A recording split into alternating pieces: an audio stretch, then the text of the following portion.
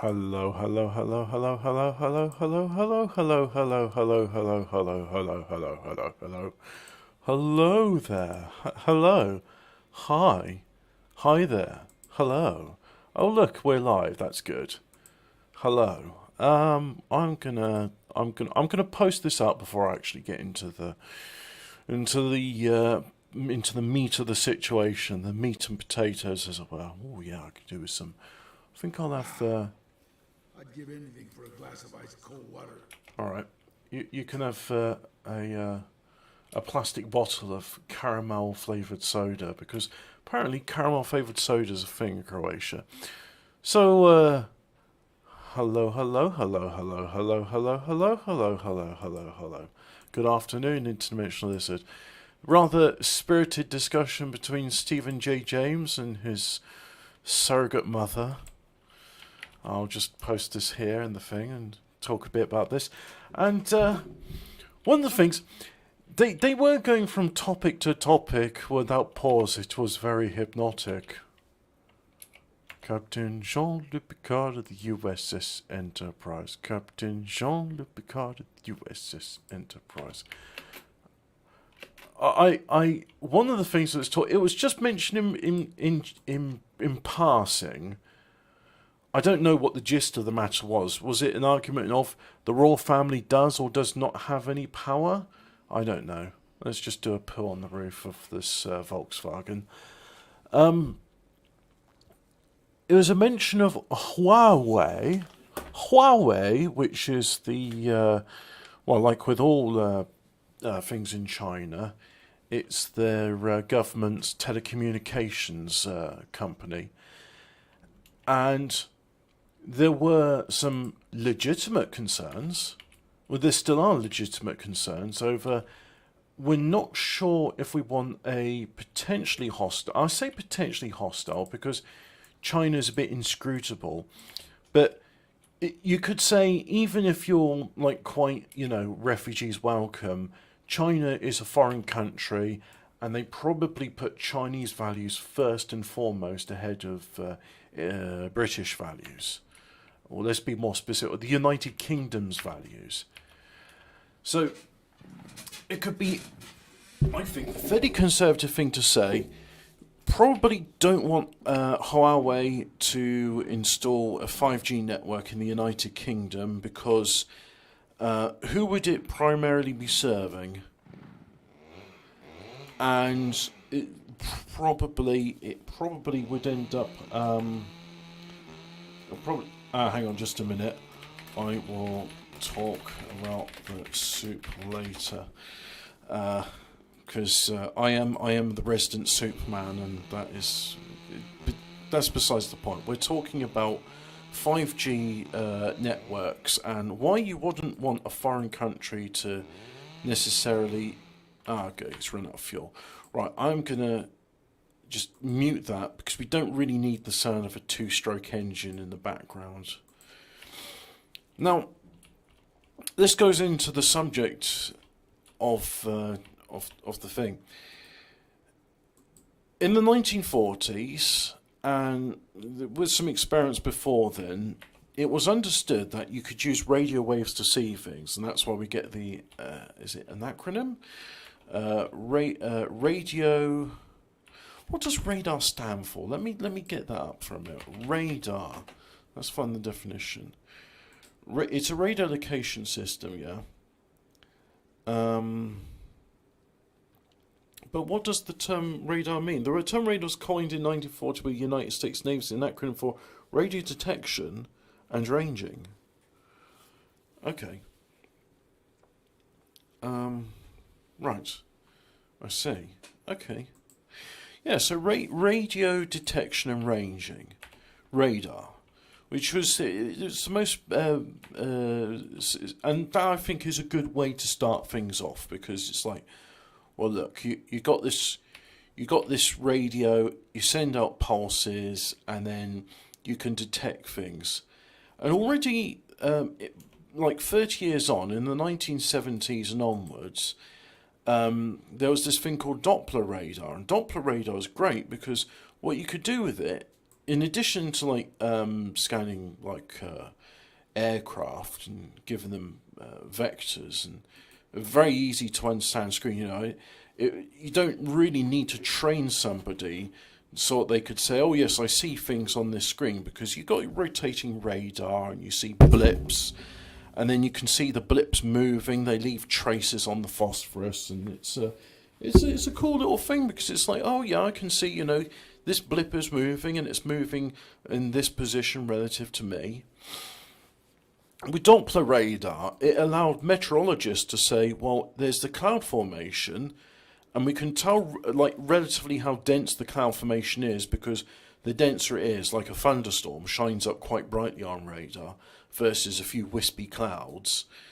It will give you a vector reading, so you could say, well, the vector means that this cloud is moving in, for example, it's moving in a northeasterly direction, which means it's going to sweep over Cornwall in the morning, and then in the afternoon it will reach the southwest, and then towards the evening it will go over the southeast, moving, largely leaving the north of the country alone.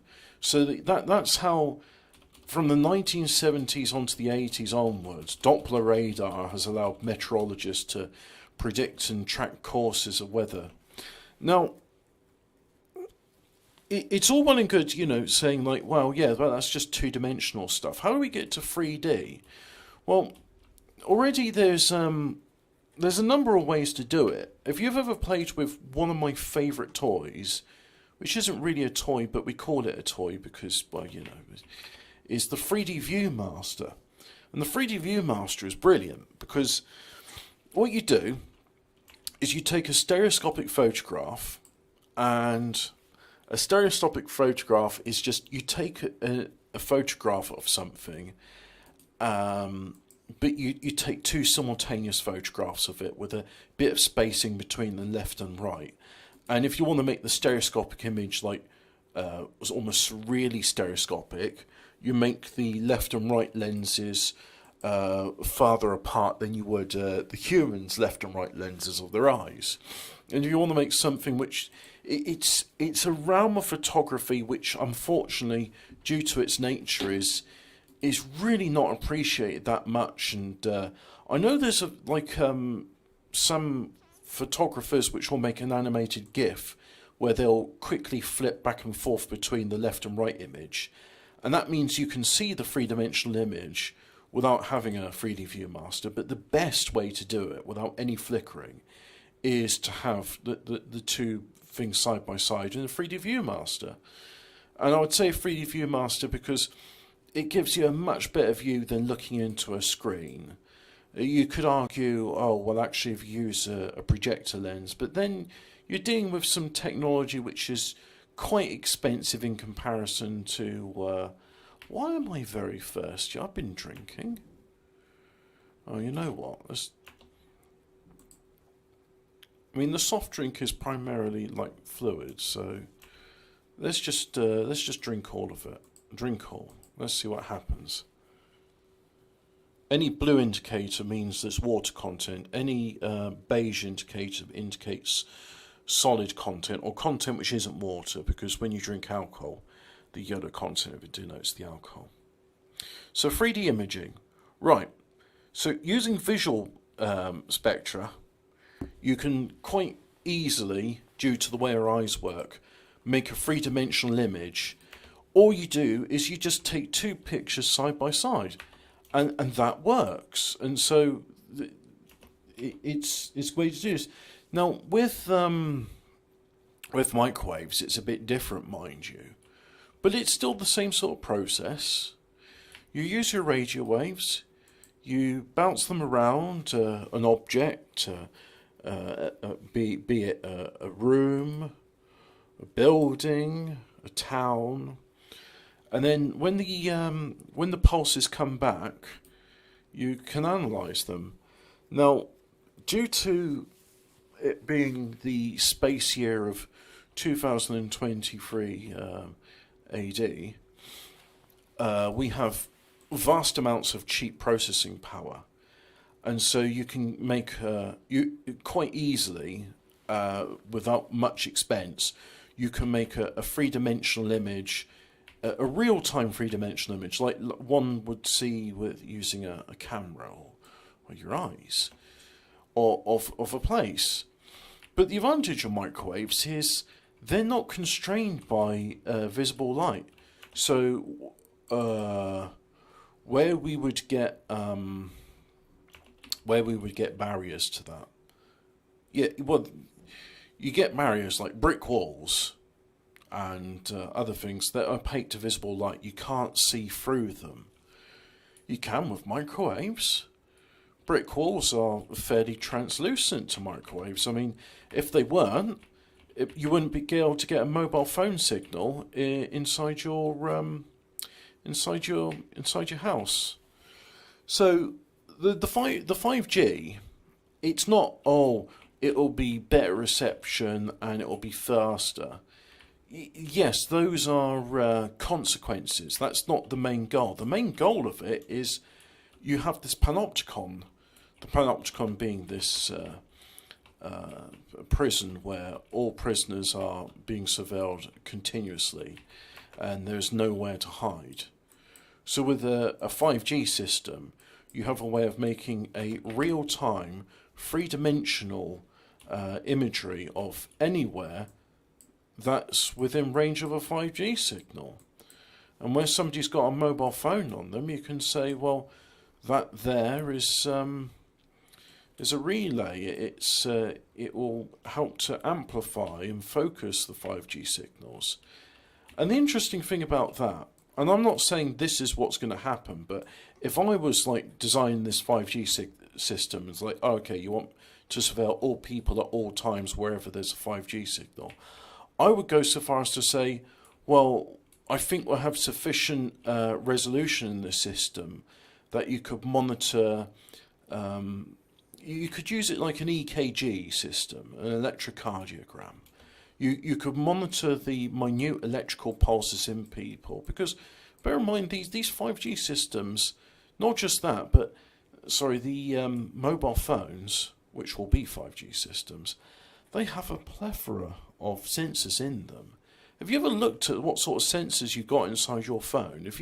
There's various apps which will allow you to have low level access to it. You've got accelerometers, gravity meters, magnetometers.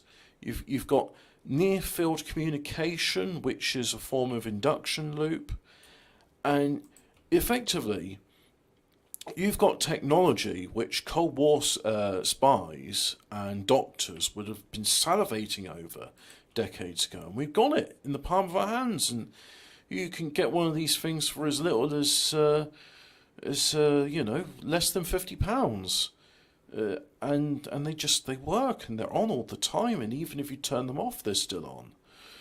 That's why you can turn it off, and then when you turn it on the next day, you go, oh, my battery's lower than what it must have been. Why is it misreporting it? It's like, well, it's not misreporting it. It's just when you turn it off, it's like, oh, okay, I'll turn off then, wink wink. It doesn't really turn off. So if I was doing, and I'm speculating here, you could use it as an electrocardiogram, and there have been experiments done where they've said, well, we could monitor people's thoughts and feelings using EKG scans to the point where I'm